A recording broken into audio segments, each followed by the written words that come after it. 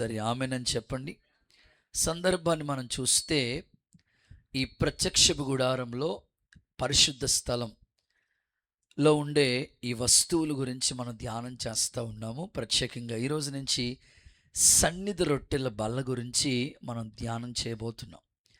ఇక్కడ మోషేతో దేవుడు మాట్లాడుతూ అంటారు, నీవు తుమ్మకర్రతో ఒక బల్ల చెయ్యి, ఆ బల్ల మీద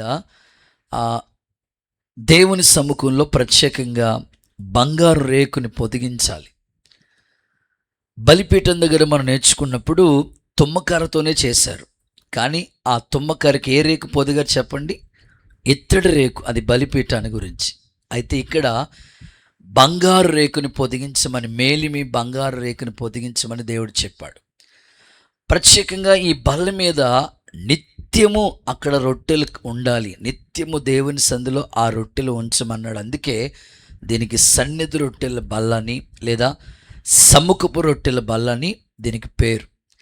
ప్రత్యేకంగా ఈ బల్ల తయారు చేసే విషయంలో, నిర్మాణం చేసే విషయంలో తుమ్మకర్రను దేవుడు వాడమని చెప్పినాడు. ఆల్రెడీ మనం తుమ్మకర్ర గురించి చాలా పాఠాలు మనం నేర్చుకున్నాం. కాబట్టి ఈరోజు ప్రత్యేకంగా ఈ సన్నిధి రొట్టెల బల్ల ఎలా చేయాలని ప్రభు చెప్తున్నాడంటే, దానికి కొన్ని కొలతలు ఇచ్చాడు. దాని పొడవు 2 మూరలు ఉండాలి, దాని వెడల్పు 1 మూర ఉండాలి, దాని ఎత్తు 3.5 ఉండాలి అని దేవుడు చెప్పినాడు. ఈ రాత్రి సన్నిధి రొట్టెల బల్ల యొక్క కొలతల గురించి మనం ధ్యానం చేయబోతున్నాం. నాతో కలిసి చెప్పండి, సన్నిధి రొట్టెల బల్ల కొలతలు. ఓకే, మీరు ఆ సన్నిధి రొట్టెల బల్ల ఎలా ఉంటుందో ఆల్మోస్ట్ మీరు చూసుంటారు, ఇమేజ్ పంపించున్నాను కదా. జస్ట్ ఒక బల్ల ఉంటుంది, దానిపైన రొట్టెలు ఉంటాయి.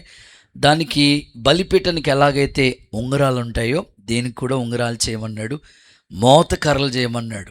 కాబట్టి ఆల్మోస్ట్ అవన్నీ మనం ధ్యానించాం. కాబట్టి ఈ సన్నిధి రొట్టెల బల్ల గురించి త్వరగా మనం పాఠాలు నేర్చుకోవటానికి దేవుడు మనకి సహాయము చేయనుగాక.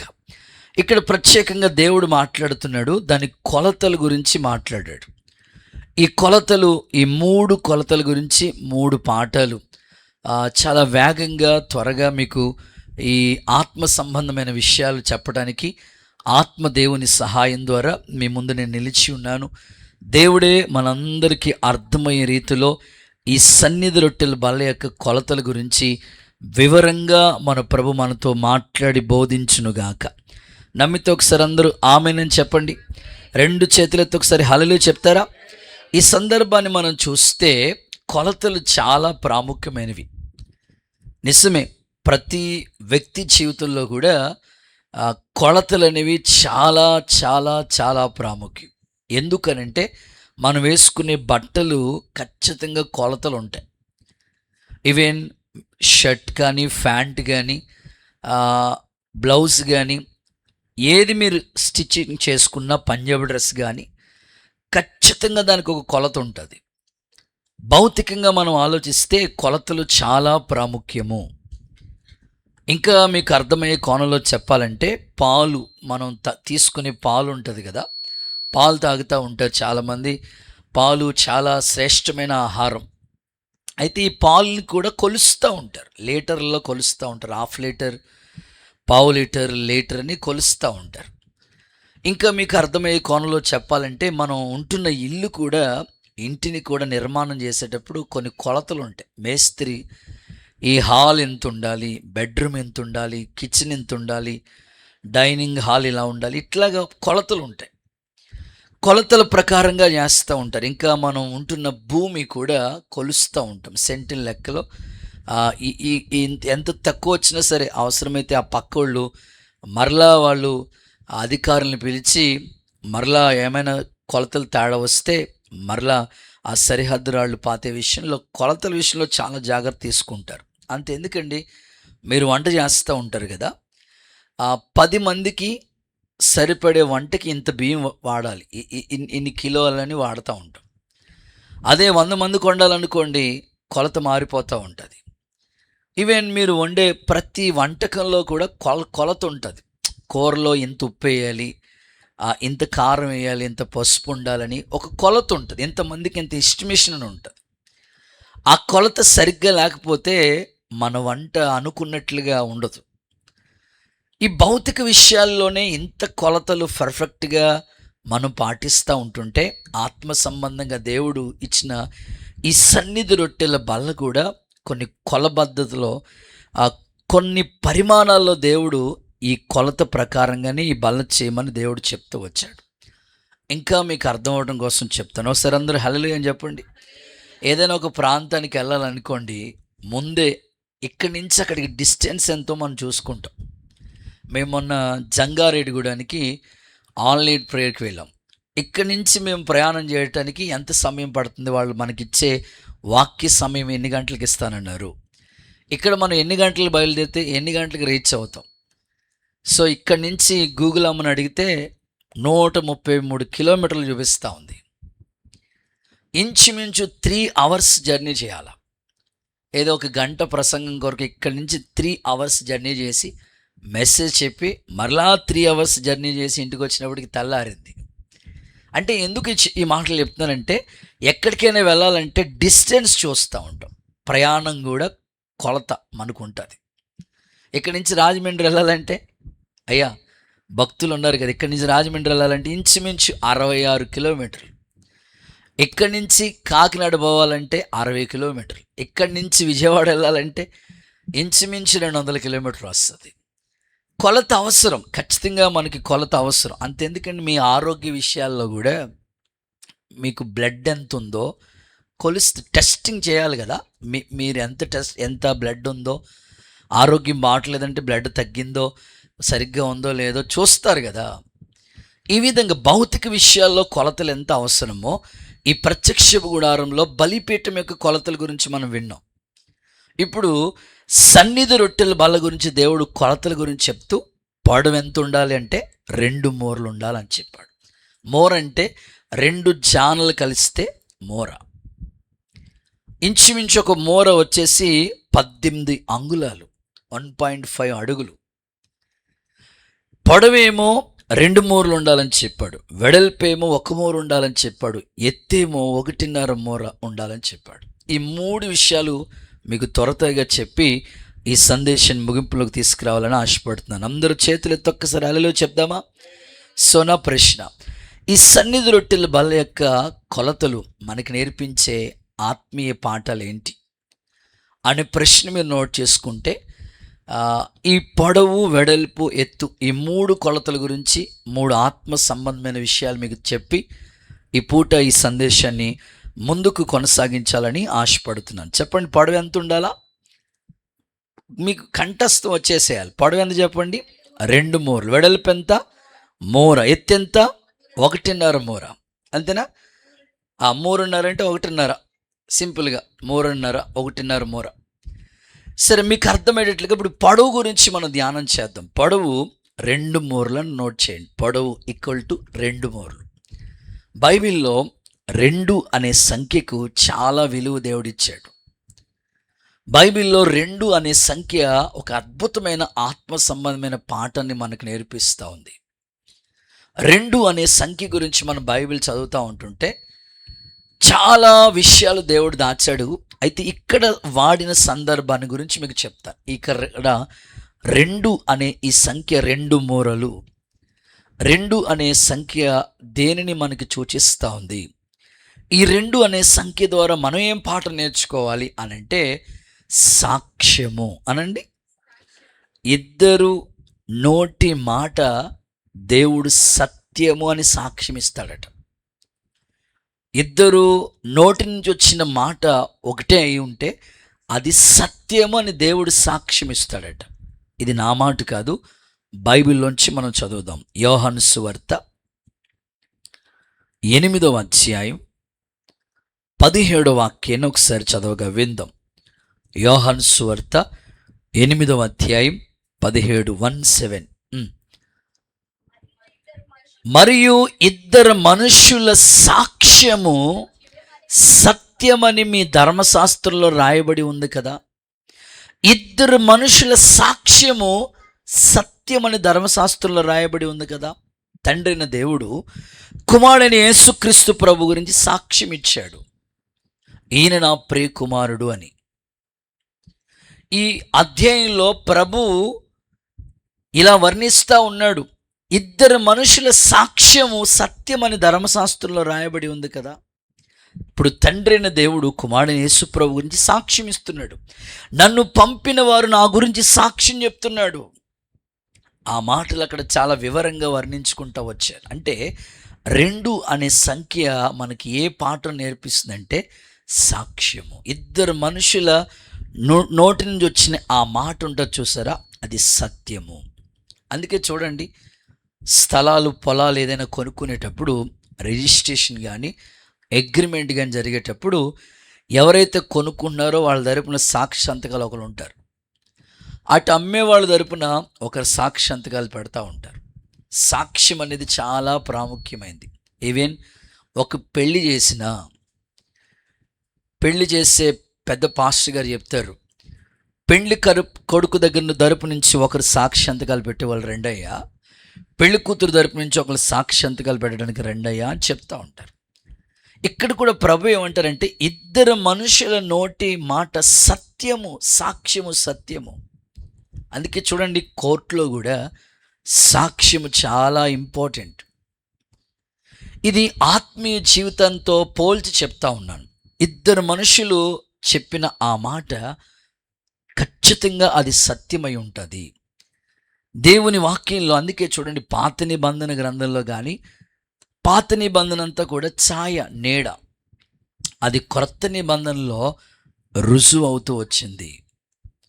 ఇప్పుడు యేసు ప్రభు పుట్టుకను గురించి ప్రవక్తల గ్రంథాల్లో ముందుగానే ప్రవచించారు.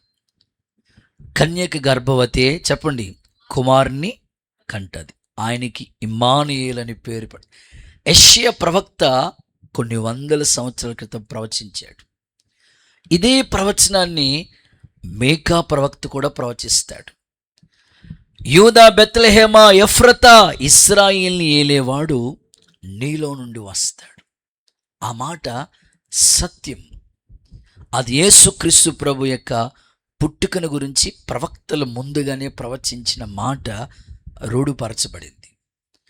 బైబిల్ చరిత్ర అంతా మనం చదువుతూ ఉంటుంటే అక్కడక్కడ చెప్పిన మాటలు ఏంటంటే దేవుడు బలిని కోరేవాడు కాదు.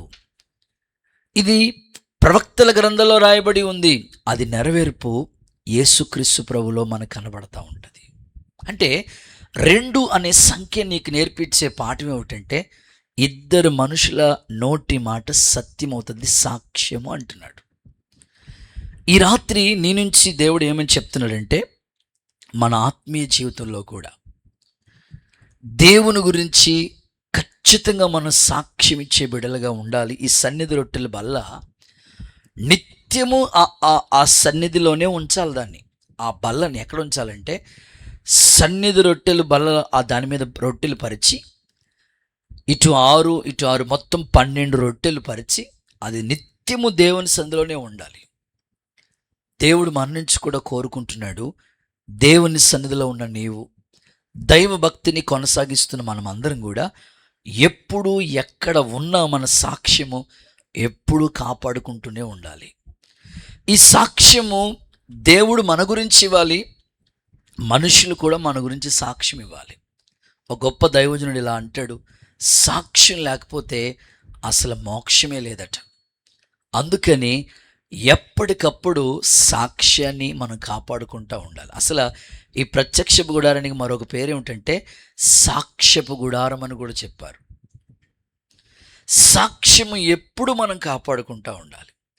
ఇందులో పాత నిబంధనలో 2 వ్యక్తులు ప్రభు గురించి ఎలా సాక్ష్యం ఇచ్చారో, అట్ ద సేమ్ టైం క్రొత్త నిబంధన గ్రంథంలో కూడా 2 భక్తులు ఎలా సాక్ష్యం ఇచ్చారో ఇందులో మీకు ఇన్ఫర్మేషన్, మీకు వాక్య ఆధారాలతో జ్ఞాపకం చేస్తాను. అందరూ ఒకసారి కుడి చేతులు పైకెత్తి హల్లెలూయా అని చెప్పండి. ఇంకొంచెం గట్టిగా చెప్పండి. 2 మనుషులు దేవుని గురించి ఇచ్చుచున్న సాక్ష్యాన్ని మీకు చెప్తాను. ప్రభువు చెప్పాడు, మీకు పాలు తేనెలు ప్రవహించే దేశాన్ని మీకు ఇస్తానని చెప్పాడు. ఇప్పుడు ఆ దేశం ఎలా ఉంటుందో మోషే వేగుల వారు అందరినీ కూడా పిలిచాడు. వెళ్ళి ఒకసారి ఆ దేశాన్ని దేవుడు మనకి ఇవ్వబోతున్నాడు, ఒకసారి చూసి రండిరా బాబు అని చెప్పాడు. మన పెద్దోళ్ళు అంటారు కదా, చూసి రమ్మంటే కాల్చొచ్చే రకం రా బాబు అన్నట్లుగా 12 మందిని పంపించాడు. ఆ దేశం ఎలా ఉంటుందో, దేవుడు మనకిచ్చుచున్న ఆ దేశం ఎంత గొప్పదో, ఎంత ఔన్నత్యం కలిగిందో చూసిరండ్రా అని 12 మందిని పంపిస్తే, ఈ 12 మందిలో 10 మంది మాత్రం నెగిటివ్గా మాట్లాడుతున్నారు. వాళ్ళ మాటలు ఎలా ఉన్నాయో తెలుసా? ఇలా అనుకుంటున్నారు వాళ్ళ ఇన్ఫర్మేషన్, వాళ్ళు మాట్లాడే విధానం ఇలా ఉంది. మేము ఆ దేశాన్ని సంచరించి చూసొచ్చినప్పటికీ మాకు ఏమనిపించిందంటే, మేము మిడతల్లా ఉన్నాము. అక్కడ నెఫిలీలు అనే వాళ్ళు ఉన్నారు. అమ్మో, వాళ్ళు చాలా బలవంతులుగా ఉన్నారు. నిజంగా కష్టం, చాలా కష్టం. ఆ దేశంలో మనం అడుగు పెట్టడం చాలా కష్టం. మనం చేరే అవకాశం లేదని నెగిటివ్ మైండ్తో 10 మంది నెగిటివ్గా మాట్లాడుతున్నారు. కానీ ఇద్దరు భక్తుల యొక్క సాక్ష్యం, ఇద్దరు వ్యక్తుల యొక్క సాక్ష్యం, కాలేబు అండ్ యెహోషువ, వీళ్ళిద్దరు ఇస్తున్న సాక్ష్యం మనం చదివితే చాలా వండర్ఫుల్గా ఉంది. అందులో కాలేబు ఇలా చెప్తున్నాడు, ఏమంటాడంటే, మనం నిశ్చయముగా ఆ దేశంలో అడుగు పెడతాం, నిశ్చయముగా ఆ దేశాన్ని చూస్తాం. ఎంత కాన్ఫిడెన్స్గా, ఎంత విశ్వాసంతో, ఇంకా ఆ దేశం ఎలా ఉంటుందో చూడలేదు కానీ ఎంత విశ్వాసంతో పలుకుతున్నాడు చూడండి. నిజంగా వాళ్ళని మనం జయిస్తాము, చాలా కాన్ఫిడెన్స్గా, విశ్వాసంతో వాళ్ళు ఇచ్చిన సాక్ష్యం చాలా గొప్పగా ఉంది. అలాగే యెహోషువ కూడా చెప్తాడు ఆ మాట. చూడండి, ఆ మాటలు మీకు చదివిస్తాను. సంఖ్యాకాండం 14వ అధ్యాయం 6 నుంచి 8 వచనాలు చదవగా విందాం. 6, 7, 8 వచనాలు చదవగా విందాం. దేశమును సంచరించి చూచిన వారిలో నుండిన ఓకే, నూని కుమారుడగు యెహోషువ, యెఫున్నె కుమారుడగు కాలేబు వీళ్ళిద్దరు బట్టలు చింపుకొని ఓకే, ఇశ్రాయేలు సర్వ సమాజం అంతటితో మేము సంచరించి చూచిన దేశం చాలా మంచిది, యెహోవా మన యందు ఆనందించి, దేవుడు ఈయన మన యందు ఆనందించాడా, ఆ దేశంలో మనల్ని చేర్చి, ఆ దేశంలో మనల్ని ఖచ్చితంగా చేరుస్తాడు, దానిని మనకిచ్చును, దాన్ని మనకిస్తాడు, అది పాలు తేనెలు ప్రవహించు దేశం.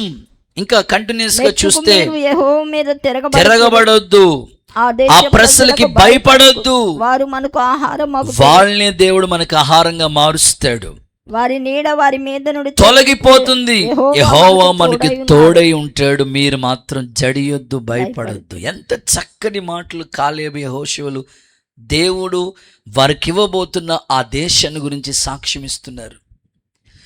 దేవుడు మన యందు ఆనందిస్తే ఆ దేశాన్ని మనకి ఖచ్చితంగా ప్రభు మనకి ఇస్తాడు, డెఫినెట్లీగా ఇస్తాడు మనకి. ఒక కాన్ఫిడెంట్తో పలుకుతున్నారు వాళ్ళు. 10 మంది ఉన్నారే, వాళ్ళు ఎలా మాట్లాడారు తెలుసా? అనవసరంగా వచ్చాం మనం ఐగుప్తిని విడిచిపెట్టి కనానికి, వెనక్కి వెళ్ళిపోదాం, వచ్చిన దారిలోనే వెనక్కి వెళ్ళిపోదాం, మనకు ఒక నాయకుడిని కూడా చూసుకుందాం అనుకుని 10 మంది నెగిటివ్గా మాట్లాడుతున్నారు. ఆ పై వచనాలు మీరు ఇంటికి వెళ్తారు చదివితే, వెనక్కి వెళ్ళిపోవడానికి కూడా ఒక నాయకుడు కావాలంట. ఎంత విచిత్రంగా వాళ్ళు మాట్లాడుకుంటారో. కానీ వాళ్ళని బలపరచడానికి విశ్వాసంతో కాలేబు, యెహోషువలు ఇచ్చిన సాక్ష్యం నిజంగా వాళ్ళని అద్భుతంగా ఆ ప్రయాణానికి ముందుకు కొనసాగేటట్లుగా చేసింది. ఈ రాత్రి నేను కోరుకున్నది ఏంటంటే, సంఘంలో అందరూ విశ్వాసులే ఉండరండి, మందిరంలో అందరూ ఆత్మ సంబంధులే ఉండరు, వెనక్కడుగులు వేసేవాళ్ళు కూడా ఉంటారు. ఏ ఐగుప్తిని విడిచిపెట్టి వచ్చారో మరలా వెనక్కి వెళ్ళిపోవటానికి ఆ ఆశలు కలిగించే, ఆ ఆశలు చూపించే అపవాది వాళ్ళని వెనక్కి లాగుతూ ఉంటాడు. అయితే అలా వెనక్కి వెళ్ళిపోవటానికి నిర్ణయించుకున్న వాళ్ళని మరలా నువ్వు ముందుకు నడిపించడానికి నువ్వే ఒక సాక్షిగా నిలబడితే వారు మరలా దేవునిలోకి చక్కగా నడిపించబడటానికి అవకాశం ఉంటుంది. ఈరోజు మీ ఆత్మీయ జీవితంలో మీరు మంచిగా భక్తి చేస్తున్నారు, కాదంటలేదు, మీరెంతో చక్కగా ఉపవాసాలు ఉంటున్నారు, కాదంటలేదు, మీరు దేవుని కొరకు వైరాగ్యంగా బ్రతకాలని ఆశ మీకు ఉంది, కాదంటలేదు. అయితే మీ ఇంటోళ్ళు లేదా మీ తోటి వాళ్ళు, మీ వీధిలో ఉన్న వాళ్ళు అనేకులు వెనక్కడుగులు వేస్తున్న వాళ్ళు మీ కన్నుల ముందు కనబడితే వారిని మరలా ఎంకరేజ్ చేయటానికి, మరలా ప్రభువుని గురించి వాళ్ళని విశ్వాసంతో పురుకొల్పటానికి, నువ్వు సాక్ష్యం ఇవ్వటానికి కాలేబు, యెహోషువలాగా నువ్వు నిలబడితే చాలు. నీ ద్వారా దేవుని పని అద్భుతంగా జరుగుతుంది. క్రీస్తుని గురించి సాక్ష్యం ఇవ్వటానికి దేవుడు నిన్ను అలాగూ వాడుకునుగాక. ఒకసారి అందరూ ఆమేన్ చెప్దామా? ఒక చిన్న సాక్ష్యం చెప్తాను మీకు. ఒక స్కూల్లో టీచర్ పాఠాలు చెప్పడానికి ఒక స్కూల్లో టీచర్ అవ్వాలంటే ఆమెకి కనీసం ఎడ్యుకేషన్ వచ్చి ఉండాలి కదా. స్కూల్లో టీచర్ అవ్వాలంటే ఊరకనే అవ్వదు కదా. కనీసం ఆమె క్వాలిఫికేషన్స్ అంతా కూడా బీఈడీ చేసి ఉండాలా. చక్కగా చదువుకుని ఎడ్యుకేటెడ్ అయి ఉంటే ఖచ్చితంగా ఆ పిల్లలకి లెసన్ చెప్తుంది. ఒక డాక్టర్ అవ్వాలంటే ఆయన వైద్యాన్ని గురించి సరిగ్గా అవగాహన కలిగి ఉంటే ఆయన డాక్టర్ అవుతాడు. ఒక ఇంజనీరు అయ్యాడంటే దానికి సంబంధించిన టెక్నాలజీ అంతా కూడా ఉపయోగించి నిర్మాణ పనులు జరుగుతూ ఉంటాయి. ఒక క్రైస్తవుడికి ఖచ్చితంగా క్రీస్తుని గురించి సాక్ష్యం ఇవ్వగలిగితే ఆ వ్యక్తి నిజంగా గొప్ప క్రైస్తవ జీవితాన్ని అనేకులకు పరిచయం చేయడానికి అవకాశం ఉంటుంది. కానీ నేటి క్రైస్తవ సంఘాల్లో పేరుకే వాళ్ళ క్రైస్తవులు కానీ క్రీస్తుని గురించి సాక్ష్యం ఇచ్చేవాళ్ళు కనబడట్లేదు. మనం అనేక పదాలు పలుకుతూ ఉంటాం కదండి. అనేక పదాలు పలుకుతూ ఉంటాం. పాలకూర, ఏ కూర అమ్మది? పేరుకే. నిజంగా పాలకూర నిజంగా మన పిల్లోడికి వంట చేసి వాడు అనుకుంటాడు ఇందులో పాలేయమ్మా అని అడుగుతుంటే అది ఒరే పేరుకే రా బాబు, అది అమ్మ అంత పచ్చగా ఉందమ్మా పాలు, పేరుకే అది పాలకూర, కానీ దాంట్లో ఏం పాలుండు. చెప్పండి. ఇంకా నేతి బీరకాయ, పేరుకే నీతి బీరకాయ, కానీ అందులో నెయ్యి ఏముండదు. ధర్మాసుపత్రి, ఏ ఆసుపత్రి అమ్మా? అంత అధర్మమే. న్యాయస్థానం, అంత ఇట్లా ఎన్నో ఉన్నాయి పేరుకి. కానీ క్రైస్తవుడు పేరుకి కాదు, కానీ క్రీస్తుని గురించి ఎక్కడున్నా ఆ వ్యక్తి సాక్ష్యం ఇచ్చేవాడిగా ఉండాలి. వెనక్కి వెళ్ళిపోతున్న వాళ్ళని, జారిపోతున్న వాళ్ళని, తొలగిపోతున్న వాళ్ళని మరలా దేవునిలో స్థిరపరచడానికి, వారిని దేవునిలో నిలబెట్టడానికి, వారిని ప్రభు గురించి సాక్ష్యం ఇచ్చి విశ్వాసంతో పలకటానికి కాలేబు యెహోషువలాగా దేవుని సన్నిధులను వాడబడుదువుగాక. ఇంకొకసారి అందరూ ఆమేనని చెప్పండి. సరే, ఇందులో క్రొత్త నిబంధనలో కూడా ఇంకొక ఇద్దరు వ్యక్తులు మీ ముందు పెడతాను. వాళ్ళు ఎవరంటే పేతురు, యోహాన్లు. వీళ్ళిద్దరూ సాక్ష్యం ఇస్తున్నారు. ఏ టైంలో సాక్ష్యం ఇస్తున్నారో అది మనం చదివితేనే చాలా ఆశ్చర్యంగా ఉంటుంది. దేవాలయం దగ్గరికి వచ్చారు. ఒకడు పేతురు, యోహాన్లు అక్కడ ఉన్నారు. వాడేమో ఎప్పటి నుంచో దేవాలయం దగ్గర ఉన్నాడు. ఎలా ఉన్నాడంటే వాడు పుట్టుకతోనే కుంటోడు, లేవలేని పరిస్థితుల మధ్యలో ఉన్నాడు. ఇప్పుడు ఈ కుంటోడు పుట్టుకతో కుంటివాడు, సరిగ్గా నిలబడలేడు, నడవలేడు, ఏమీ చేయలేడు. ఇలాంటి వ్యక్తి పేతురు, యోహాన్ల వైపు చూస్తున్నాడు. చూస్తూ ఉంటుంటే ఏదైనా వాళ్ళ వల్ల అవుతుందేమో అని వాళ్ళు అంటారు, మా వల్ల ఏం జరగదు, మా మీద లక్ష్యం పెట్టుకోవద్దు, నజరేయుడని యేసు నామంలో లేచి నడు అని ఎప్పుడైతే యేసయ్య నామాన్ని స్మరించారో వాడు దిగ్గున లేచి నిలిచి నడిచాడు. అంతవరకు బాగానే ఉంది. దేవుణ్ణి స్తుతించాడు, దేవుణ్ణి మహిమపరిచాడు, అంతవరకు బాగుంది, సూపర్. అయితే ఆ ప్రాంత ప్రజలు, ఆ ఏరియా, ఆ ప్రాంతంలో ఎలాంటి సిచ్యువేషన్ వచ్చిందంటే యేసుని గురించి ప్రకటించకూడదు, యేసుని గురించి ఇక మాట్లాడకూడదు, అంత కండిషన్, అంత ప్రాబ్లమ్స్. అయితే ఆ ప్రజల మధ్యలోనే పేతురు, యోహానులు ధైర్యంగా నిలబడి అంటారు, మీరు నజరేయుడని యేసుక్రీస్తు ప్రభుని చంపారు, సిలువ వేశారు. అయితే నా ప్రభుని తండ్రి అయిన దేవుడు మృతుల్లో నుండి తిరిగి లేపాడు. ఇందుకు మేము సాక్షులము. వాళ్ళు ఎంత ధైర్యంగా మాట్లాడుతున్నారు చూడండి. ఆ మాటలు కూడా మీకు చదివిస్తాను. అపోస్తుల కార్యాల గ్రంథం 3వ అధ్యాయం 11వ వచనము అండ్ 15వ వచనం కలిపి చదువుదాం. అపోస్తుల కార్యాలయ 3వ అధ్యాయం 11వ వచనం అండ్ 15వ వచనం. పేతురు, యోహానులు పట్టుకుని ఉండగా ప్రజలందరూ విస్మయం పొందారు. సొలొమోను మంటపంలో ఉన్న వారి యొద్దకు గుంపుగా పరిగెత్తుకుని వచ్చేసారు. వాళ్ళు ఆ టైంలో మాట్లాడుతున్న మాటలు చూడండి. మీరు జీవాధిపతిని మీరైతే చంపేశారు, కానీ ఆయనను మృతుల్లో నుండి ఆయన తిరిగి లేచాడు, అందుకు మేము సాక్షి. అంటే ప్రజల మధ్యలో సాక్ష్యం ఇచ్చేవాళ్ళు కావాలి. హల్లెలూయా చెప్పండి ఒకసారి. ఇప్పుడు దేవునిలో నుండి తొలగిపోతున్న వాళ్ళని బలపరచడానికి, విశ్వాసంలో ముందుకు నడిపించడానికి కాలేబు యెహోషువలా నువ్వు సాక్షిగా నిలబడాలి. అదో కోణం. ఇప్పుడు నువ్వు ఉంటున్న ప్రాంతంలోనే క్రీస్తుని గురించి సాక్ష్యం ఇవ్వటానికి పేతురు యోహానులా నిలబడాలి. ఇందులో ఫస్ట్ క్వాలిటీ కాలేబు యెహోషువ లాంటి వాళ్ళు ఉంటారు మందిరంలో. ఎవరైనా చల్లారిపోతున్నా, ఎవరైనా ఉపవాస ప్రార్థన రాపోయినా, ఎవరైనా ఆదివారం ఆరాధనకు రాపోయినా, ఎవరైనా రాకపోతే వెంటనే అడిగి ఏ బ్రదర్ ఎందుకు రాలేదని అడిగి కొంచెం ఎంకరేజ్ చేసేవాళ్ళు ఉంటారు. అంతవరకు ఓకే. అయితే మీరుంటున్న సమాజంలో కూడా క్రీస్తుని గురించి సాక్ష్యం ఇచ్చేవాళ్ళు కావాలి. నువ్వు పనిచేసే స్థలంలో, నువ్వు ఉద్యోగం చేసే చోటు, లేకపోతే నువ్వు వ్యాపారం చేసుకుంటున్న చోటు, నువ్వు చదువుకుంటున్న స్థలంలో కూడా క్రీస్తుని గురించి సాక్ష్యం ఇచ్చేవాడిగా పేతురు యోహానులు ఎంత ధైర్యంగా నిలబడ్డారండి వాళ్ళు. ఒక చిన్న సాక్ష్యం నేను విన్నాను, చాలా ఆశ్చర్యం అనిపించింది నాకు. ఆ పాప స్కూల్కి వెళ్తా ఉంది, 10th క్లాస్ చదువుతుంది, 15 ఏళ్ళు వయసు ఉంటుంది. దేవుని మందిరానికి వెళ్తుంది, స్కూల్కి వెళ్తుంది. చక్కగా మీకులాగే పుస్తకం పెట్టుకుని చదువుకుంటుంది, నోట్స్ రాసుకుంటుంది, పాటల పుస్తకం తెచ్చుకుంటుంది, అందరికన్నా ముందు వచ్చి కూర్చుంటుంది, పరిచయం చేస్తుంది. చాలా యాక్టివ్ పర్సన్. ఈ విషయం వాళ్ళ నాన్నగారు తెలిసింది. ఈ పాప స్కూల్కి వెళ్ళటం మాత్రమే కాదు, దేవుని మందిరానికి కూడా వెళ్తుంది, తెగ భక్తి చేస్తూ ఉందని వాళ్ళ నాన్న అన్యుడు.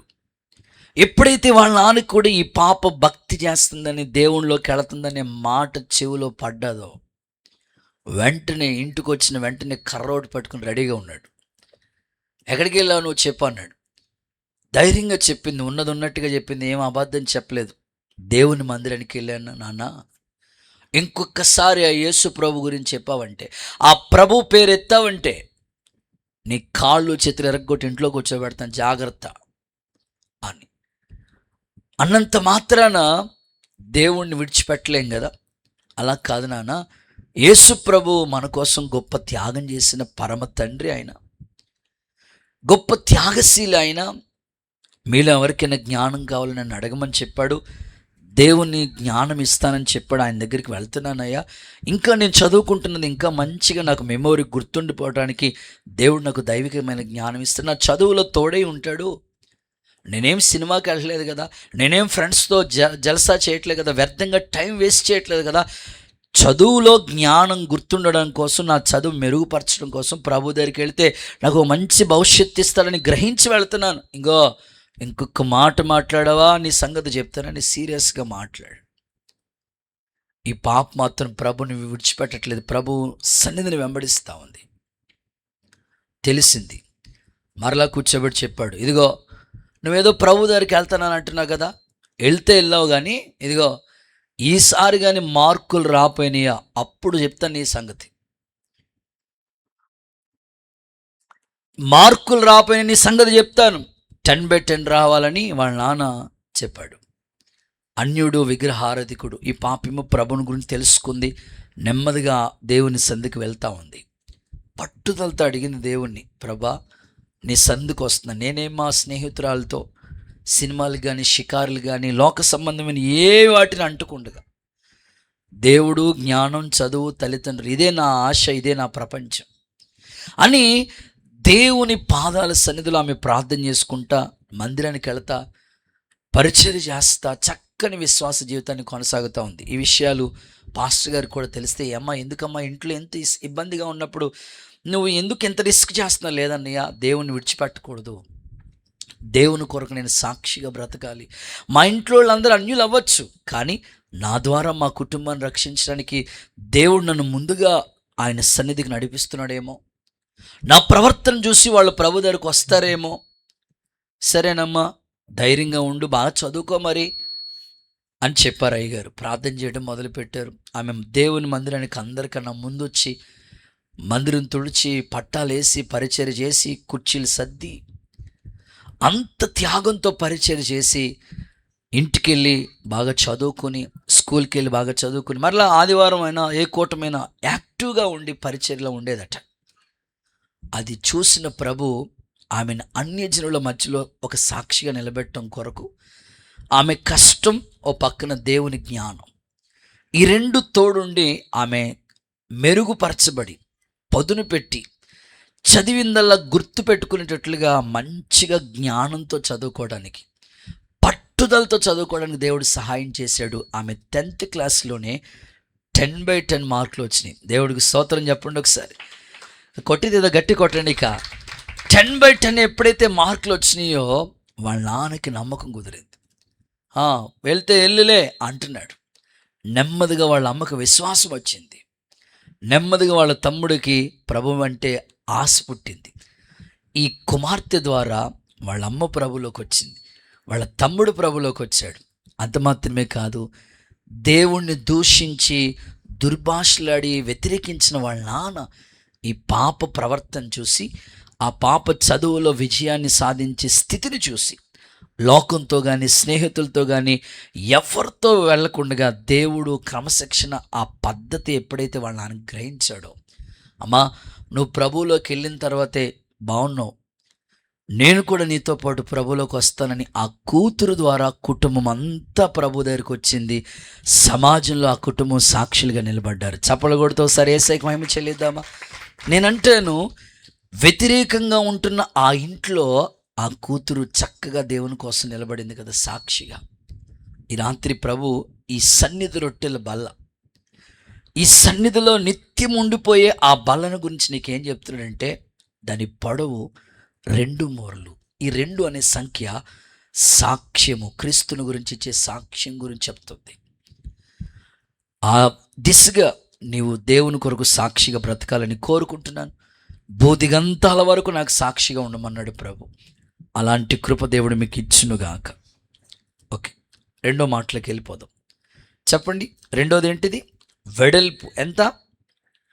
1 మూర. 1 మూర. మోర అంటే చెప్పాను కదా, 2 జానలు కలిస్తే మోర. ఇప్పుడు ఈ సన్నిధి రొట్టెల బల్ల వెడల్పు ఎంత ఉండాలంటే 1 మూర ఉండాలని చెప్పాడు దేవుడు. ఈ 1 అనే సంఖ్య బైబిల్లో దేన్ని సూచిస్తుందంటే, దేవుడు ఒక్కడే అనండి. చదువుదాం అన్నమాట. తిమోతికి రాసిన మొదటి పత్రిక 2వ అధ్యాయం 5వ వచనం. తిమోతికి రాసిన మొదటి పత్రిక 2వ అధ్యాయం 5వ వచనం. దేవునికి నరులకును మధ్యవర్తి దేవుడు ఒక్కడే. First Timothy 2:5. దేవుడు ఒక్కడే, దేవునికి నరులకి మధ్యవర్తి ఒక్కడే, ఆయనే క్రీస్తు యేసు యేసు అనే నరుడు. దేవుడు ఒక్కడే. ఈ 1 అనే సంఖ్య బైబిల్లో మనకి ఏ పాట నేర్పిస్తుందంటే, దేవుడు ఒక్కడే, దేవుడు ఒక్కడే, నరులకి మనుషులకి మధ్యవర్తి ఒక్కడే. ఈ రాత్రి దైవజనుడిగా నేను కోరుకుంటుంది ఏంటంటే, ఈ 1 అనే ఈ సంఖ్య దేవుడు ఒక్కడే అని నీకు నేర్పిస్తూ ఉంది. ఈరోజు చాలామంది ఆ దేవుని యొక్క ఔన్నత్యాన్ని గ్రహించలేకపోతున్నారు. వాళ్ళంటారు, మాకు చాలామంది ఉన్నారయ్యా అంటారు. నేను అడుగుతాను, సూర్యుడు ఒక్కడుంటాడా, 10 మంది సూర్యులు ఉంటాడా తమ్ముడు? ఒక్కడే. దేవుడు కూడా ఒక్కడే. ఇది అనేకులు గ్రహించక ఇంకా క్రైస్తవ్యం అంటే మతం అనుకుంటున్నారు, క్రైస్తవ్యం అంటే ఏదో అనుకుంటున్నారు. కాదయ్యా, దేవుడు ఇలా చెప్పాడు, నేనే మార్గం, నేనే సత్యం, నేనే జీవం, నా ద్వారా తప్ప ఎవ్వరూ హెవెన్లీ దేవుని రాజ్యానికి వెళ్ళే అవకాశం ఎవ్వరికి లేదు. ఎవరైనా వెళ్ళారంటే నా ద్వారానే అని ప్రభు చెప్పాడు. ఆయనే ద్వారం, ఆయనే మార్గం, ఆయనే సత్యమై ఉన్నాడు. దేవుడు ఒక్కడే. పరమునకు వెళ్ళే ఆ మార్గాన్ని చూపింది ఆయన ఒక్కడే. ఈ 1 అనే సంఖ్య గురించి కొన్ని మాటలు మీకు చదివించాలని ఆశిస్తున్నాను. ప్రభు ఒక్కడే. అందుకే చూడండి, కర్మేలు పర్వతం దగ్గర ఇటు పక్కనేమో 450 మంది బయలు ప్రవక్తలు ఉన్నారు, ఇటు ప్రక్కన ఎవరున్నారు? ఏలియా ఒక్కడే ఉన్నాడు. ఇంతకీ వాళ్ళకు వచ్చిన పోటీ ఏంటంటే, దేవుని యొక్క శక్తి నిరూపించబడాలి. వారు పొద్దునుంచి సాయంకాలం దాకా ఎంతో ప్రయాసపడుతున్నారు, ఏమి వాళ్ళ వల్ల కావట్లేదు. ఏలియా ఆ బలిపీఠం చుట్టూ కూడా తవ్వించాడు, మొత్తం అంతా తడిపించేశాడు. ఇప్పుడు ఏలియా మోకరించి దేవుని సందులో, నేనే నీ దాసున్నయితోటి, నేనే దైవజనున్నయితే నీవు నన్ను పిలిచావని ఈ ప్రజలు గ్రహించేటట్లుగా నీ శక్తి నిరూపించు ప్రభు అని ఆ దేవుని కోసం ఎంత రోషంగా ఏలియా నిలబడ్డాడంటే అంత రోషంగా నిలబడ్డాడు. ఇప్పుడు ఎప్పుడైతే రోషంగా నిలబడి ధైర్యంగా దేవుని ప్రకటించాడో, అక్కడ ప్రార్థన చేశాడో, ఆకాశం నుంచి అగ్ని దిగొచ్చి ఆ బలిపీఠాన్ని కందకాన్ని బూడిదగా చేసేసింది. ఇప్పుడు అక్కడున్న ప్రజలు ఏమంటారంటే యెహోవాయే దేవుడు. వారి నోట వచ్చిన మాట అంటే దేవుని ఔన్నత్యాన్ని గురించి వాళ్ళు మాట్లాడుతున్నారు. ఈ రాత్రి సేవకునిగా నా ప్రార్థన ఏంటంటే, నువ్వు ఉంటున్న ప్రాంతంలో నీ ద్వారా దేవుని నామం మహిమపరచబడునుగాక. గట్టిగా చెప్పండి ఆమేనండి. చూద్దాం ఆ మాట ఒకసారి చదువుదామా. రాజుల మొదటి గ్రంథం 18వ అధ్యాయం 39వ వాక్యాన్ని చదువుదాం ఒకసారి.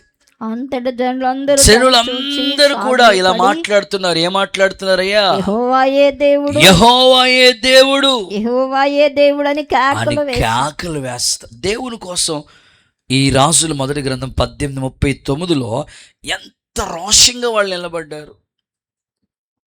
సేవకునిగా నేను ఆశపడుతున్న నీవు కూడా ఆ ఒక్క దేవుని నమ్ముకున్నావు కాబట్టి నువ్వు కూడా రోషంగా దేవుని కోసం నిలబడాలి. కొన్నిసార్లు ప్రతికూలమైన పరిస్థితులు వస్తే కావన్ను, వాటిలో కూడా నువ్వు ధైర్యంగా దేవుని కోసం రోషంగా నువ్వు నిలబడాలి. దేవుని కోసం మా ఊరిలో దేవుని కోసం ఎంత రోషంగా నిలబడిన పరిస్థితులు అంటే ప్రారంభ దినాలండి అవి. దేవుని నమ్ముకున్న కొత్త. మా ఇంటి అరుగు మీద ఆరాధన జరిగేది ప్రారంభ దినాలలో. పాస్టర్ గారు మా వీధిలోకి కానీ మా ఇంటికి కానీ మా ప్రాంతానికి కానీ వస్తే కాలువ దాటి యువతలకు వచ్చాడా కాళ్ళు ఎరగొడతామని చెప్పారు వాళ్ళు. ఊరంతా ఏకమై. కానీ ఆ దినాల్లో ప్రభు కోసం రోషంగా నిలబడటానికి దేవుడు సహాయం చేశాడు. ఎలాగైనా అక్కడ దేవుని పని జరగటం కోసం ఆ దినాల్లో రోషంగా నిలబడిన అనుభవాలు. ఇక చిన్నాన్న పెద్దనాన్న వాళ్ళందరూ ఒకటే వ్యతిరేకించిన పరిస్థితులు, మామయ్య వాళ్ళు వ్యతిరేకించిన పరిస్థితులు, దేవుని కోసం రోషంగా నిలబడిన పరిస్థితులు. ఈ రాత్రి ఎందుకు ఈ మాటలు చెప్తున్నానంటే, ఆ ఒక్క దేవుని కోసం నువ్వు ధైర్యంగా నిలబడాలి. ఏలియా ఒక్కడు ఎలా ప్రభు కోసం ఆయన శక్తిని నిరూపించడం కోసం నిలబడ్డాడో, నీవు కూడా దేవుని నామానికి అవమానకరంగా అనేకులు సమాజంలో మాట్లాడుతూ ఉంటారు. అప్పుడు నువ్వు ధైర్యంగా ప్రభు కోసం నిలబడాలి. జరిగిన ఒక చరిత్రలో జరిగిన ఒక విషయాన్ని మీకు జ్ఞాపకం చేస్తా. నా ముఖం చూస్తే ఒకసారి హల్లెలూయా అని చెప్పండి. అది చెన్నై ప్రాంతం, తమిళనాడు. ఆ ప్రాంతంలో సిచ్యువేషన్ ఎలాంటి పరిస్థితులు ఎదురైనాయి అంటే, అప్పుడు ఆ కాలం ఆ సంవత్సరాలలో ఎదురైన సంభవాలు వాళ్ళకి అలా ఉన్నాయి. వాళ్ళ నాన్నగారు డాక్టర్ గారు అండి. ఆ పాప వాళ్ళ నాన్నగారు డాక్టర్ గారు. ఎవరికైనా ఈ డెలివరీ సమయం అంటే పురుటు వేసే ఆ సమయం, పురుటు నొప్పులు వస్తూ ఉంటుంటే ఆపరేషన్ చేసి ఆ డెలివరీ వేసే సమయంలో అక్కడ డాక్టర్ గారు ఒక్కరే ఉండేవారట ఆ ప్రాంతాల్లో ఆ సంవత్సర కాలాలలో. ఈ హైందువులు కానీ ముస్లిమ్స్ కానీ ఇక ఎవరైనా సరే లేడీ డాక్టర్ లేదు అప్పుడు. వెంటనే ఎవరికైనా డెలివరీ వేయాలంటే వాళ్ళకి ఇబ్బందికరంగా ఫీల్ అవుతూ మేము వెళ్ళామనుకుని అక్కడే వాళ్ళ ఇంట్లోనే ఉండిపోయేవారట. ఆ ఇబ్బంది అయిపోయి తల్లి చనిపోయేదట, లోపల ఉన్న శిశువు కూడా చనిపోయేవారట. అలా జరుగుతూ ఉంది. ఇంచుమించు 3 మరణాలు జరిగినాయి అలాగా. వెంటనే ఆ డాక్టర్ వాళ్ళ కూతురు వాళ్ళ నాన్నగారితో మాట్లాడిందట.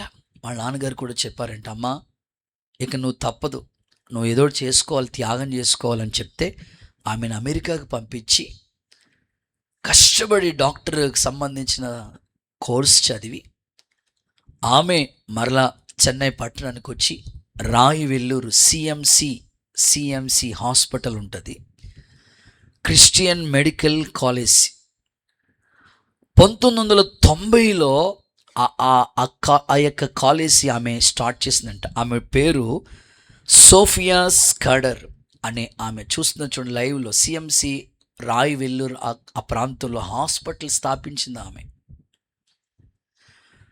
ఆమె చాలా త్యాగం చేసుకుందట.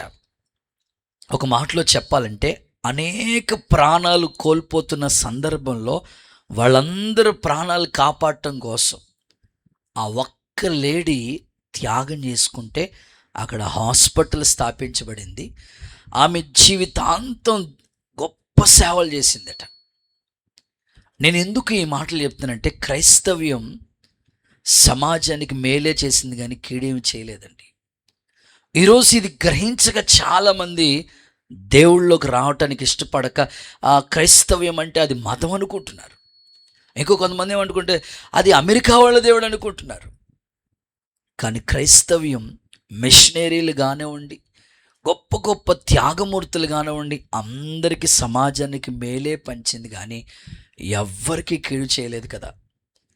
అలాంటి మేలు చేసిన దేవుని దగ్గరికి ప్రజలు ఎందుకు రావట్లేదో, కులానికి భయపడేవాళ్ళు కొందరు, సమాజానికి భయపడేవాళ్ళు కొందరు.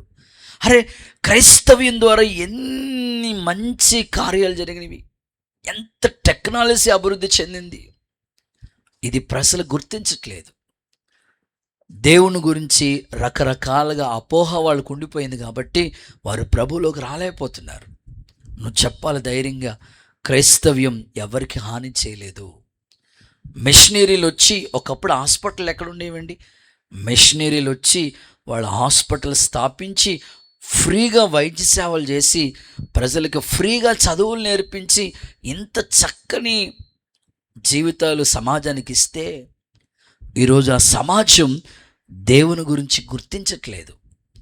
గుర్తించబోగా ఇంకా వాళ్ళు దేవుని గురించి రకరకాలుగా మాట్లాడుతున్నారు. మరి నీకు రోషం రావద్దా? ఆ రోజు ఏలియా ఎంత రోషంగా దేవుని కోసం ఒక్కడే నిలబడ్డాడో, నీ ఉంటున్న ప్రాంతంలో, నీ బంధువుల మధ్యలో, నీ స్వజనుల మధ్యలో నీవు దేవుని కోసం రోషంగా నిలబడి ప్రభు కోసం త్యాగం చేసుకుంటే నీ ద్వారా కూడా దేవుని నామ మహిమపరచబడుతుంది. ఆ ఒక్క లేడీ, ఆ ఒక్క స్త్రీ త్యాగం చేసుకుని ఆ హాస్పిటల్ని స్థాపించింది. ఇప్పుడు ఎవరికైనా క్యాన్సర్ వస్తే రాయి వెల్లూరు తీసుకెళ్తూ ఉంటారు. మన కాకినాడ ఆయన ఉన్నారు కదా, పాస్టర్ గారి పేరేంటి, జోషి ప్రశాంత్. రాయి వెల్లూరు వెళ్ళినప్పుడే చాలా ఫేమస్ హాస్పిటల్ అది. ఈ రాత్రి ఎందుకు చెప్తానంటే, ఆ హాస్పిటల్ స్థాపించడానికి ఒక్క ఆమె త్యాగం. ఈ రాత్రి నువ్వు కూడా దేవుని బిడ్డగా దైవికమైన భక్తి ఎదుగుతున్న నీవు ఒక్కడుంటే చాలండి ప్రభు కోసం. ఒక్కరు సరిగ్గా ప్రభు కోసం నిలబడితే ఆయన మన కోసం ప్రాణమే పెట్టేశాడు. ఆ ఒక్క దేవుణ్ణి సమాజానికి పరిచయం చేసేవాళ్ళు కావాలని దేవుడు కోరుకుంటున్నాడు. ప్రభు మీకు సహాయం చేయనుగాక. చూద్దాం, 3వ మాటలోకి వెళ్ళిపోదాం. 3rd one, చివరిది. ఎత్తు 1.5 మూర. ఎత్తు ఎంత చెప్పండి? 3.5 అంటే 1.5. దీన్ని ఒక ఆత్మీయంగా మీకు చెప్పడానికి ఇష్టపడుతున్నాను. 1.5 మూర. కొంతమంది భక్తి ఎలా ఉంటుందంటే అంత ఆఫ్ ఉంటుంది. చెప్పండి ఒకసారి నాతో చెప్పండి, ఎలా ఉంటుంది చెప్పండి భక్తి? అంత ఆఫ్ సగం భక్తి. దేవుడు ఈ రాత్రి నీకు ఏం చెప్తున్నాడంటే, ఈ 1.5 మూర గురించి సగం భక్తి చేయొద్దు. ఈ 1.5 అనేది దేన్ని సూచిస్తుందో తెలుసా? చూద్దాం. హెబ్రీయులకు రాసిన పత్రిక 6వ అధ్యాయం 2వ వచనం. హెబ్రీయులకు రాసిన పత్రిక 6వ అధ్యాయం 2వ వచనం. బాప్తిస్మములను గుర్చిన బోధయు, హస్త నిక్షేపణను, మృతుల పునరుద్ధానము, ఓకే, నిత్యమైన తీర్పు అని పునాది మరలా వేరొక పునాది వేయక్కర్ లేకుండా క్రీస్తును గూర్చిన మూలోపదేశాలన్నీ మానేసి అదిగో సంపూర్ణులు అవటానికి సాగిపోండి. గుడ్. ఈ 1.5 అనే సంఖ్య నీకేం చెప్తుందంటే సంపూర్ణులు అవటానికి సాగిపోండి. ఆఫ్ భక్తి చేయొద్దు, చేసిన భక్తి చాలు. ఇప్పుడు సగం వయసులో ప్రభుని నమ్ముకున్నది చాలు. ఇక నుంచి నువ్వు చేసే భక్తి సగం ఉండకూడదు. చాలామంది చెప్తా ఉంటారు, అయ్యా అన్నీ అయిపోయిన తర్వాత ప్రభులోకి వచ్చాను, నేను సగం వయసులో ప్రభులోకి వచ్చానయ్యా. ఇప్పుడు వచ్చిన తర్వాత దేవుడు నీతో ఏమంటాడంటే, నువ్వు ఇక మీదట నీ భక్తి ఆఫ్ వద్దు. ఇప్పుడు మీ ఇంట్లో పిల్లలు ఉన్నారు కదా, చిన్నప్పుడు చూడండి పిల్లలు, ఆడికి టీ ఇవ్వాలంటే సోల గ్లాస్ ఇవ్వాలి ఆడికి. వాళ్ళ అమ్మకి నీ సగం ఇచ్చిందా అంతే, సగం గుడ్డు నువ్వు తింటావా? భక్తి దగ్గరకు వచ్చినప్పటికి ఎందుకో అంత 50-50. భక్తి దగ్గరికి వచ్చినప్పటికి ఎందుకో అంత అశ్రద్ధ. దేవుడు నీకు చెప్తున్నాడు, 1.5 అనేది అర అనేది ఏం చూపిస్తుందంటే అసంపూర్ణము. నువ్వు సంపూర్ణులు అవ్వటానికి సాగిపోవాలి. ఈ యొక్క సన్నిధి రొట్టెల బల్ల ఎత్తు నీకేం చెప్తుందంటే, నీ భక్తి మాత్రం సగం చేయకు. 3వది రాయండి, ఎత్తు 1.5 మోర్ ఈక్వల్ టు సంపూర్ణులు అవ్వటానికి సాగిపోవటం. సంపూర్ణతలు అవ్వటానికి సాగిపోవాలి. ఎవ్వరూ సంపూర్ణులు కాదు, ఇక్కడ కూర్చున్న వాళ్ళు ఎవ్వరు కూడా సంపూర్ణులు కాదు, నాతో సహా ఎవ్వరూ సంపూర్ణులం కాదు. అందరూ ప్రయాస దేనికోసం అంటే సంపూర్ణులు అవ్వటానికే సాగిపోవటానికి ప్రయత్నం చేయాలి. సంపూర్ణులైపోతే ఇక మహిమలోకి వెళ్ళటానికి అవకాశం ఉంటుంది. ఏదో ఒక లోపం కనబడుతూ ఉంటుంది. విశ్వాసంలో లోపం కనబడవచ్చు, ప్రార్థన జీవితంలో లోపం కనబడవచ్చు, పరిశుద్ధతలో లోపం కనబడవచ్చు, ఇతరుల్ని దైవికమైన ప్రేమను కనపరచడం లోపం కనబడవచ్చు, దేవుని పరిచర్యకు ప్రోత్సహించే విషయంలో లోపం కనబడవచ్చు. ఎందులో లోపాలు ఉంటాయి. ఆ లోపాలన్నీ దిద్దుకుంటా సంపూర్ణులు అవ్వటానికి సాగిపోవటానికి ప్రయత్నం చేయాలి. అదే ఈ విశ్వాస జీవితం. నేను సంపూర్ణుడయ్యాను అనుకోకూడదట. ఈ 1.5 ఈ కొలత నీకేం చెప్తుందంటే సంపూర్ణులవ్వండి. దానికోసం మీరు సాగిపోండి, అక్కడతో ఆగిపోవద్దు. ఒకసారి కుడి చేతుల పైకి తందరు హల్లెలూయా అని చెప్పండి. విచిత్రం చెప్పనా, ఒక్కసారి నమ్మకం చూడి హల్లెలూయా చెప్పండి మీరు. మనం ఇంకా నెక్స్ట్ పాటలు నేర్చుకుంటాం. మందస్సం అనండి, గట్టిగా చెప్పాలి. కరుణాపీఠం అనండి, సన్నిధి రొట్టెల బల్ల. ఈ మూడిట్లకి ఎత్తు ఎంతో తెలుసా? 1.5 మోర. అసలు దేవుడు ఎంత అద్భుతంగా ఈ కొలతలు పెట్టాడో. మందసం గురించి మనం తర్వాత నేర్చుకుంటాం కదా. ఈ మందసం ఎత్తు ఎంత అంటే 1.5. దానిపైన కరుణాపీఠం పెట్టాడు, దానికి ఎత్తు 1.5. ఈ బల్ల ఎత్తు 1.5. ఈ 3 ఒకటే ఈక్వల్. అంటే అర్థం ఏంటంటే నీ భక్తి అక్కడ ఆగిపోవద్దు, అర కొర భక్తి చేయొద్దు, సంపూర్ణలు అవ్వటానికి సాగిపోండి. అలాంటి ఆత్మీయ అనుభవాన్ని దేవుడు మనకి దయచేయునుగాక. కొన్ని రిఫరెన్స్లు ఇస్తాను, దీంట్లో మీకు చదివితే మీకు అర్థమవుతుంది. కొలస్సీ పత్రిక 1:28. ప్రతి మనుష్యుణ్ణి క్రీస్తునందు సంపూర్ణునిగా చేసి ఆయన ఎదుట నిలబెట్టాలని సమస్త విధమైన జ్ఞానంతో మేము ప్రతి మనుష్యునికి బుద్ధి చెప్తున్నాం, ప్రతి మనుష్యునికి బోధిస్తున్నాను, ప్రతి మనుష్యుని గురించి సరి చేస్తున్నాను, దేవుని గురించి ప్రకటిస్తున్నాను, ప్రయాసపడుతున్నాను, పోరాడుతున్నాను అన్నాడు పౌలు. అంటే ఇప్పుడు దేవుని యొక్క దైవజనుడి ఆశ ఏంటంటే, ఇదిగో నా వైపు చూడండి, ఈ మాటలు వినండి. ఈ మొదటి వరుసలో ఉన్నారా, ఆఖరి వరుసలో ఉన్నారా? అందరూ, ప్రతి మనుషుడంటే కొంతమంది కాదు, దేవుని మందిరానికి ఎంతమంది వస్తున్నారో వాళ్ళందరూ సంపూర్ణతలోకి రావాలంట. ఎలాంటి సంపూర్ణత? క్రీస్తు యేసునకు కలిగిన సమాన సంపూర్ణత. ఇప్పుడు ప్రభు సంపూర్ణుడు, పరిపూర్ణుడు. మనం పరిపూర్ణులు అవటానికే ప్రయాణం సాగిపోతున్నాం. ఎవరు పరిపూర్ణులు అవ్వలేదు. బైబిల్ చెప్తుంది కదా, అందరూ పాపము చేసి దేవుడు అనుగ్రహించే మహిమను పొందలేకపోతున్నాం. మన పాపములు మనం ఒప్పుకున్న ఎడల ఆయన నమ్మదగిన దేవుడు సమస్త దుర్నీతి నుండి మనల్ని పరిశుద్ధులుగా చేస్తాడు. ఒకవేళ మనలో పాపం లేదని చెప్పుకుంటేనంట మనల్ని మనమే మోసం చేసుకున్నట్టట. చూపులు, ఆలోచన, నడవడిక, ప్రవర్తన, క్రియలు, ఏదో ఒక లోపం. ఇప్పుడు ఈ లోపాలన్నీ దిద్దుకుంటా ప్రయాణం చేయటమే దేవుని రాజ్యానికి వెళ్ళే ఈ ప్రయాస. ఎవరు పరిపూర్ణ దశలోకి రాలేదు, ఎవరు సంపూర్ణతలకు ఇంకా రాలేదు. ఒక్కొక్కటి దిద్దుకుంటా అలా సంపూర్ణతలకు వస్తే ఆయన మహిమలో కలిగిన రాజ్యానికి మనల్ని వారసులుగా చేస్తాడు ఆయన. అయితే ఇంకా ఆ లోపాలని మనం ఏం చేయాలంటే దిద్దుకుంటా ప్రయాసపడాలి. కొన్ని రిఫరెన్స్లు మీకు కోట్ చేస్తాను చూడండి. ప్రసంగి గ్రంథం 7వ అధ్యాయం 20వ వాక్యం చూడండి ఒకసారి. ప్రసంగి 7:20 త్వరగా చదవాలి మీరు. పాపము చేయక మేలు చేయుచు ఉండి నీతిమంతుడు భూమి మీద ఏంటక్క అది ఒక్కడు లేడంట. పాపము చేయట్లేదట, మేలు చేయుచుండు నీతిమంతుడు ఒక్కడు లేడంట. అంటే ఏదో ఒక లోపం మనిషిలో ఉంది. కోర్స్ సేవకునిగా మేమైనా విశ్వాసులుగా మనం అందరం సంపూర్ణత కొరకే ప్రయాస ఈ భూమి మీద. ప్రభా చూడండి, కొంతమంది సేవకులు, చాలామంది, నేను నా కళ్ళతో చూసిన చాలామంది పరిశుద్ధులు, గొప్ప సేవకులు, చాలా కాలం వాళ్ళు వెయిటింగ్, అంటే సంపూర్ణత కొరకే కనిపెడుతూ వచ్చారు. లాస్ట్ దేవునిలో మహిమలోకి వెళ్ళిపోయే సమయం వాళ్ళకి టైం ఇచ్చాడు దేవుడు. మంచం మీద ఉండిన అనుభవాలు, ఎందుకు వాళ్ళు టైం ఇచ్చాడంటే ఆ సమయంలో వాళ్ళు సంపూర్ణత కొరకు మూలుగుతూ ఉండేవారట. ప్రభా లోపాలు దిద్దయ్యా, సరిచేయండి అయ్యా, సంపూర్ణతలోకి తీసుకెళ్ళండి అయ్యా అని.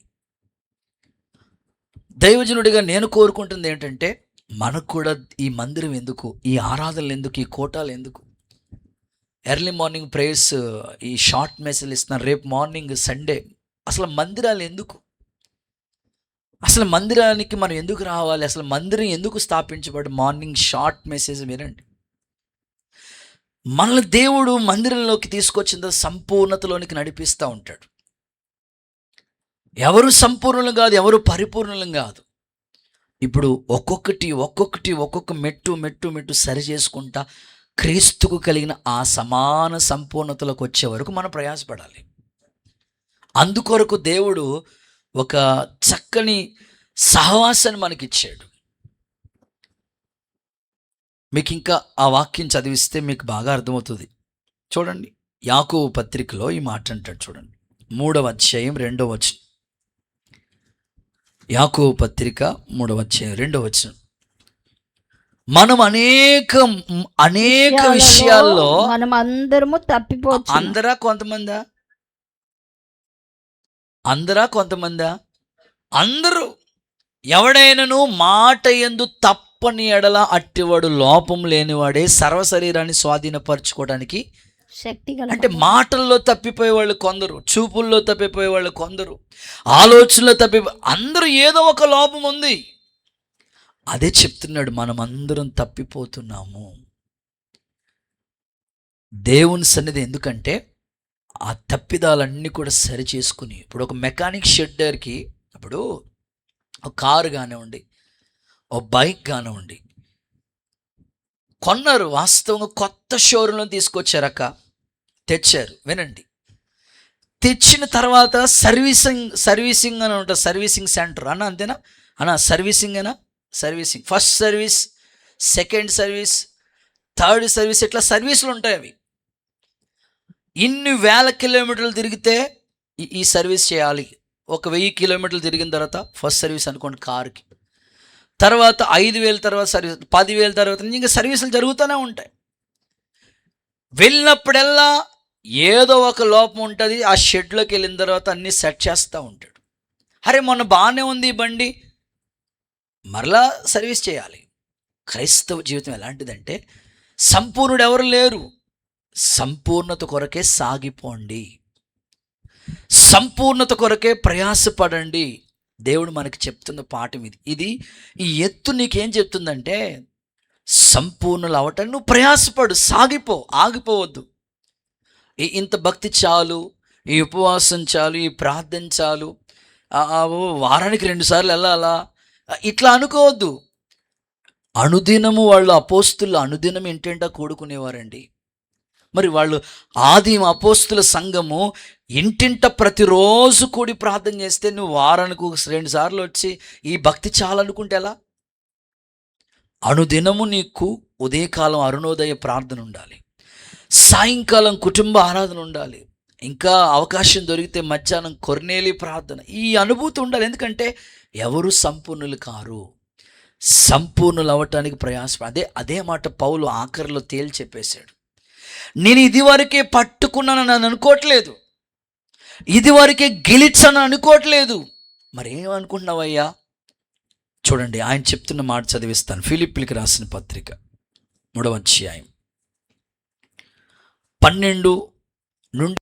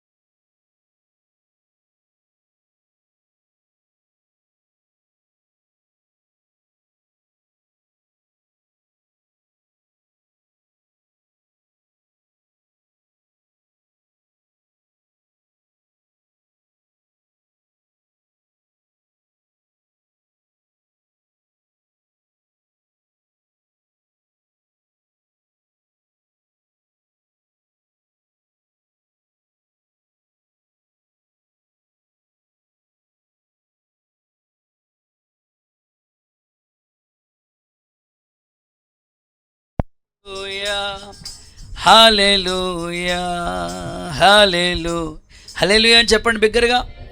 ఈ సందర్భాన్ని మనం చూస్తే పౌలు గారు చక్కని పాఠం సంఘానికి హితోపదేశం చేస్తూ ఉన్నాడు. ఏమంటున్నాడు చూడండి, ఆ మాటలు చదివితే అపోస్తలుడైన పౌలు ఫిలిప్పీలకు రాసిన పత్రిక 3వ అధ్యాయం 12 నుంచి 14 వచనాలు చదువుకుని మనం ప్రార్థన చేసుకోబోతున్నాం.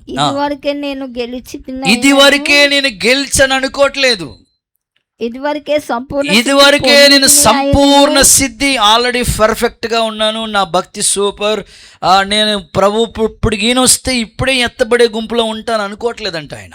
కానీ నేను దేని నిమిత్తం క్రీస్తు చేత పట్టబడ్డాను, దానిని పట్టుకోవాలని పరిగెడుతున్నాను. సహోదరులారా, ఇది వరకే పట్టుకుని తలంచట్లేదు, అయితే ఒకటి చేస్తున్నాను, వెనుకున్నవన్నీ మర్చిపోయాను, వాటి కొరకై వేగిర పడుతున్నాను, ఉన్నత పిలుపుకు కలిగిన ఆ బహుమానం పొందాలని గురి వద్దకే పరిగెత్తుచున్నాను. చూడండి, సంపూర్ణ సిద్ధి కొరకు ఏమండి 2 మిషనరీ ప్రయాణాలు చేసిన పౌలు, 1 తక్కువ 40 కొరడా దెబ్బలు భరించిన పౌలు, అనేక సార్లు జాగారాలు, ఉపవాసాలు, కన్నీళ్లు, సంఘానికి వచ్చిన చింత, ఇంత రోషం కలిగిన దైవజనుడు ఏమంటాడు తెలుసా? నేను సంపూర్ణుడయ్యాను అనుకోవట్లేదు, ఆల్రెడీ నేను పట్టుకున్నాను పర్వాలేదు అనుకోవట్లేదు, నేను దేని నిమిత్తమై క్రీస్తు చేత పట్టబడ్డాను, అందుకోసం నేను పరిగెడుతున్నాను, వెనుకున్నవన్నీ మర్చిపోయాను, ముందున్న సిలువను చూస్తున్నాను, సింహాసనాన్ని చూస్తున్నాను, దర్శనాన్ని చూస్తున్నాను, అలాగ పరిగెడుతూ ప్రయాసపడుతున్నాను, సంపూర్ణులు అవటానికి, సంపూర్ణ సిద్ధి కొరకే. ఈ రాత్రి ఒక విశ్వాసగా నువ్వు గుర్తుపెట్టుకోవాల్సింది ఏంటంటే, నీ భక్తిని సగం చేయొద్దు. 1.5 అది అసంపూర్ణం. సంపూర్ణతలోని కోసమే నువ్వు సాగిపోవటానికి ప్రయాసపడు. ఇప్పుడుంటున్న భక్తి చాలదు, ఇంకా చేద్దాం, ఇంకా భక్తిని పెంచుదాం, దేవునికి కలిగిన సమాన సంపూర్ణత. ఇప్పుడు చూడండి, 1 కిలో పంచదారో 1 కిలో పప్పో లేకపోతే ఉప్పో ఏదో తీసుకోవటానికి నువ్వు కిరాణా షాప్ దగ్గరికి వెళ్ళావు, తీసుకుని కిలో రాడు అందులో ఉంది తూకంలో, ఇటు పక్కన దానికి సంబంధించిన వస్తువు కూడా పెట్టాడు. కిలోకి సరిపడినట్లుగానే ఆ తూకానికి సరిపడితేనే దాన్ని పొట్లంగా కట్టి మన చేతిలో పెడతాడు. మన భక్తి కూడా ఓ ప్రక్కన తక్కిళ్ళలో ప్రభు ఉన్నాడు, ఆయనకి కలిగిన సంపూర్ణత మనకి రావాలట. ఆయన ఎంత ప్రేమ ఉందో మనలోకి ఆ ప్రేమ రావాలి. ఆయనలో ఎంత క్షమించే గుణం ఉందో మనలోకి ఆ గుణం రావాలి. ఆయనలో ఎంతగా పరిశుద్ధత ఉందో మనలోకి అది సేమ్ క్రీస్తుకు కలిగిన ఈ సంపూర్ణత కొరకే ప్రయాస. అందుకే శ్రాకుడులే సంఘం ఎత్తబడే వాళ్ళు ఎవరో తెలుసా? మచ్చ ఉండకూడదు, డాగు ఉండకూడదు, కలంకం ఉండదు, మహిమగల సంఘంగా మారటానికి ఇలా చెప్పాడు. ఆత్మయు పెండ్లి కుమార్తె రమ్మని చెప్పి ఆ సంఘం గురించి అంటాడు. మన ప్రాణం, మన ఆత్మ, మన శరీరం ప్రభు అయిన యేసుక్రీస్తు రాకడ యందు నిందారహితంగా మార్చబడాలి. అందుకే అబ్రహాము ఆయన సన్నిధిలో నిందారహితుడిగా బ్రతికాడు. మన ఆత్మీయ జీవితాలు కూడా, ప్రభా నా భక్తిని అరాకొర భక్తిగా చేయొద్దు, సగం సగం భక్తితో నన్ను అలా అక్కడే ఉంచొద్దు, నేను సంపూర్ణత కొరకే సాగిపోయే కృప నాకు ఇవ్వండి. ఈ ప్రత్యక్షపు గుడారంలో ఈ యొక్క సన్నిధి రొట్టెల బల్ల ఎత్తు నీకు చెప్తున్న పాఠం ఇది. కాబట్టి అలాంటి కృపకు దేవుడు మనలందరినీ సంపూర్ణ దిశలోకి నడిపించాలని, దానికోసమే మనం ప్రయాసపడాలని, అక్కడే ఆగిపోయే స్థితిలో ఉండకూడదని దేవుడు నీకు జ్ఞాపకం చేస్తున్నాడు. ఇట్టి కృప మనందరికీ నా తండ్రి అనుగ్రహించునుగాక. నేను ముగిస్తున్నాను. నేను చెప్పిన పాఠం ఒక్క 2 నిమిషాల్లో నాకు మరలా మీరు గుర్తు చేస్తే ప్రార్థన చేస్తాను. చెప్పండి. ఈ ప్రత్యక్ష గుడారంలో పరిశుద్ధ స్థలంలో ఉండే ఈ సన్నిధి రొట్టెల బల్ల కొలతల గురించి మనం నేర్చుకున్నాం. ఈ పొడవు ఎంత? 2 మూరలు. 2 అనే సంఖ్య దేన్ని సూచిస్తుంది? సాక్ష్యం. 2 మనుషుల సాక్ష్యం దేవుడు సత్యంగా చేశాడు. మనం కూడా సాక్ష్యం ఇవ్వటానికి నిలబడాలి. 2 వెడల్పు 1 మూర. 1 అనే సంఖ్య దేవుడు ఒక్కడే అని జ్ఞాపకం చేస్తాడు, ఏకత్వాన్ని చూపిస్తూ ఉంది. సో 3వదిగా ఎత్తు 3.5, 1.5 మూర. అంటే ఆ అసంపూర్ణంగానే ఉండొద్దు, సంపూర్ణులు అవటానికి సాగిపో.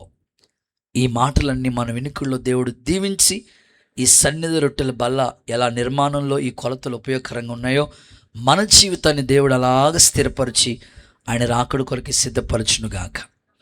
అందరూ అలాగే చిన్నగా మోకరించండి, చిన్న ప్రార్థన చేసుకుని ఈ కూడికను మనం ముగించుకోబోతున్నాం. దేవుడు మనకిచ్చిన ఈ సందేశం కొరకు, ఈ వర్తమానం కొరకు 2 చేతులెత్తి ఒక్కసారి స్తోత్రం అని చెప్తారా ప్రభువుకి? చెప్దాం, అందరూ చెప్దాం. స్తోత్రమయ్యా. దైవజనుడి నోట మీరు ఇచ్చిన ఈ మాటల కొరకు స్తోత్రం. సన్నిధి రొట్టెల బల్ల యొక్క కొలతలు మాకు ఒక పాఠం నేర్పించినందుకు అందరూ చెప్పండి స్తోత్రం. హల్లెలూయా, హల్లెలూయా. ఈ మాటలన్నీ మన హృదయంలో దేవుడు వినికిడిలో భద్రపరిచినట్లుగా స్తోత్రం చెల్లిద్దాం. రేపు ఉదయకాలం ఆరాధనలు, బ్రాంచ్ సంఘాల ఆరాధనల కొరకే స్తోత్రం చెబుదాం.